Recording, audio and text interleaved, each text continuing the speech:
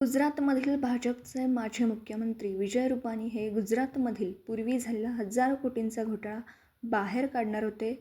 गुजरातमधील भाजपच्या वरिष्ठ नेत्यांना व सध्या केंद्रामध्ये भाजपचे वरिष्ठ नेते यांना कल्पना आली होती. म्हणून त्यांना मारण्यासाठी अहमदाबादवरून माजी मुख्यमंत्री विजय रुपानी लंडनला जात असताना विमान घेताना इंजिनला सप्लाय होणारा इंधन पुरवठा बंद पाडून दुर्घटना घडवून त्यांना ठार करण्याचं प्लॅनिंग करण्यात आलं होतं. कारण अहमदाबाद एअरपोर्ट हे आपल्याच व्यक्तीकडे म्हणजेच अदानी ग्रुपकडे असल्यामुळे त्या एअरपोर्टवर आपण सांगेल तसेच जसे आपल्याला पाहिजे तसे कांड करून घटना घडवू शकतो.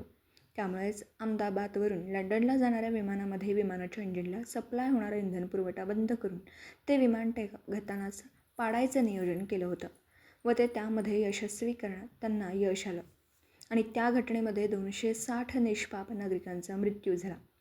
त्याच पद्धतीने आपल्याच महाराष्ट्र सरकारमधील घटक पक्ष असणाऱ्या राष्ट्रवादी काँग्रेस पार्टीचे अध्यक्ष व उपमुख्यमंत्री अजितदादा पवार हे आपल्याला डोई जड होत आहेत व आपलाच भ्रष्टाचार बाहेर काढत आहेत हे त्यांना खटकलं होतं.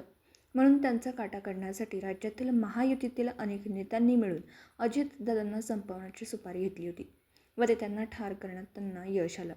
त्यासाठी मुंबईवरून बारामतीला जाणाऱ्या विमानामध्ये 2 कायम असणारे कॅप्टन साहिल मदन व कॅप्टन यश यांना अचानक त्या दिवशी सुट्टी दिली व त्या ठिकाणी नवीन कॅप्टन साहिल कपूर व संभाव्य पाठक यांच्या नियंत्रणाखाली विमान टेकअप झालं. आधीपासूनच त्या विमानामध्ये तांत्रिक बिघाड करून त्यामध्ये ब्रेक फेल करून ठेवले होते.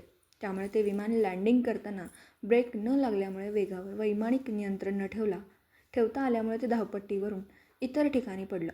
त्यामुळे त्याचा स्फोट होऊन त्यामध्ये असणारे उपमुख्यमंत्री अजितदादा पवार यांचा मृत्यू झाला.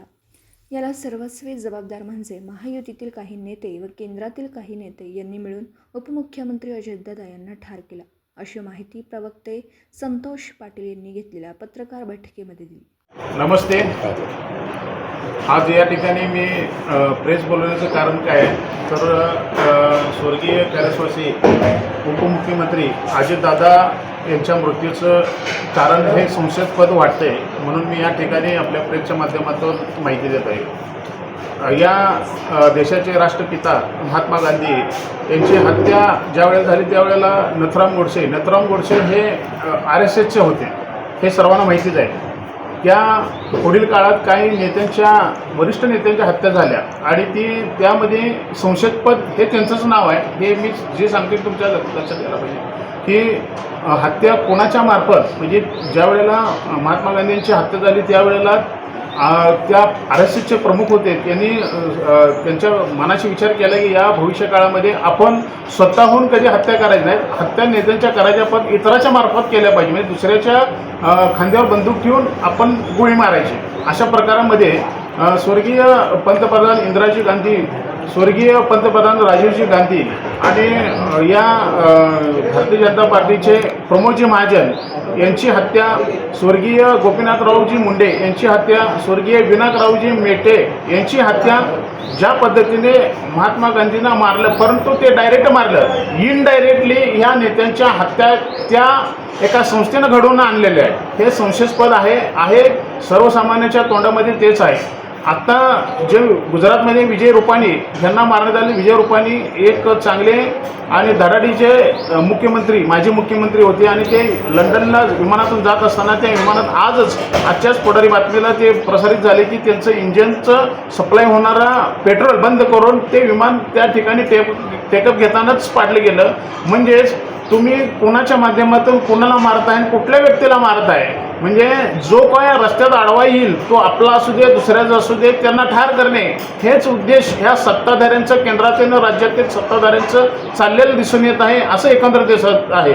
याच पद्धतीने आमचे आत्तापर्यंतचे जे विरोधक होते, काही राजीवजी गांधी असतील, इंदिराजी गांधी असतील, या विरोधकांना मारलं गेलं, परंतु सत्ताधारी असणाऱ्या व्यक्तींना मारलं गेलं हे पहिल्यांदाच इतिहासामध्ये घडलं. यामध्ये स्वर्गीय अजितदादा हे विमान त्यांचं लँडिंग होताना त्या विमानामध्ये काही पेट्रोलचं कॅन ठेवलं असं कळतं आहे. त्याच पद्धतीने त्यांच्या तांत्रिक बिघाड घडवून त्याचे ज्या वेळेला लँडिंग होतं त्या लँडिंगवर त्यांची चाकं ओपन होतात, ते चाकं अचानक ओपन झाली नाहीत, ते चाकं ओपन न झाल्यामुळे ते लँडिंग व्यवस्थित न झाल्यामुळे ते खाली जाऊन पडलं.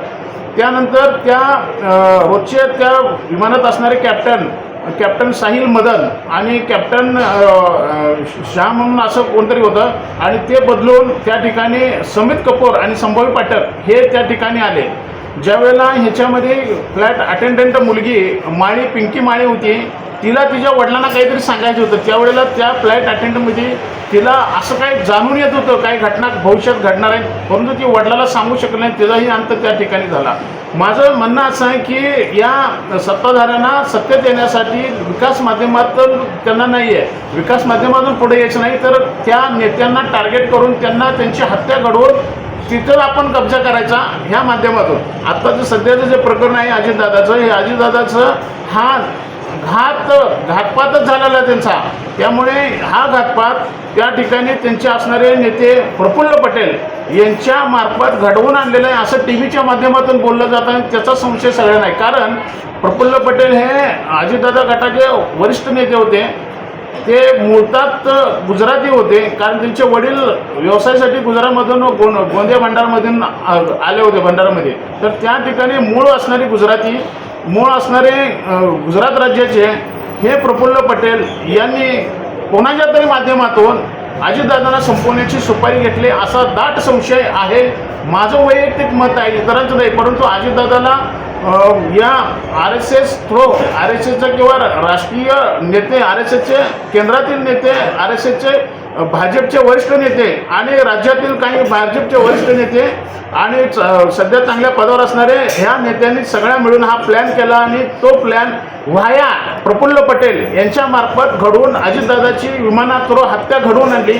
हे मी सांगणं छोटंच आहे, परंतु हे प्रसारमाध्यमातून ओपन होत लागलेलं आहे. माझं असं वैयक्तिक मत आहे की भविष्यकाळामध्ये या भाजपला लोकांनी ओळखलं पाहिजे, समजून घेतलं पाहिजे की ह्या विकासाची माणसं नाही तर ही लोकांना मारून विकासावर येतात. हे धोकादायक आहे. भविष्यकाळामध्ये ह्या लोकांनी ओळखून त्यांना भविष्यकाळात कसं ठेवायचं, काय करायचं याचं नियोजन आम्ही भविष्यकाळात करू आणि त्यांनी स्वतः दखल घेऊन बाबा विकास करण्यासाठी तुम्हाला अनेक माध्यमं आहेत, परंतु लोकांना कोणाला तर मारून विकास करणं हे चुकीचं आहे. त्यामुळं भविष्यकाळामध्ये असले प्रकार कधी घडून घेणार नाही, कधी घडणार नाहीत अशी दक्षता सर्वसामान्य केली पाहिजे. त्याला वेगळं काहीतरी रूप केलं पाहिजे, वेगळं अडचण काहीतरी केलं पाहिजे नियोजन. त्यासाठी मी आज एक प्रेस घेऊन या माध्यमातून बोलतो की भविष्यकाळात आम्ही याच्यावरती काहीतरी उपाय काढणार. धन्यवाद. दिवसभरातील घडामोडींचा आढावा घेण्यासाठी पाहत रहा N24 मराठी न्यूज चॅनल.